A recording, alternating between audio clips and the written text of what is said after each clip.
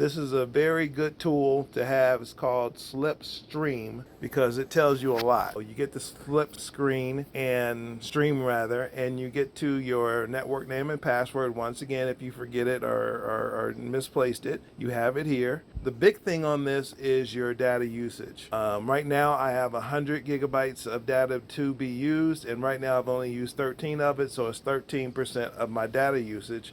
And that is real good if you have multiple days and you're trying to figure out how much data am I using and then what you have with the box. Then you can also go and tap off your data, which is cool. You can hit this here and you can have the different data packets that you could buy just in case you're running a little close on your hire and you're almost to the end, but you need a little bit to get you through. Also, there is another section for unit setup. You can give them a call, which is at the bottom here. They have a place where you can get help. You can either text this number that they sent this to you to, or you could call them back over the phone. They also have your delivery and return information, and you can see that there. You can also, if you misplace the shipping label, you can download another one. And then it has your network information, if it's on, if it's off, what kind of numbers they're pulling off the unit. And they send it with every rental. So check it out.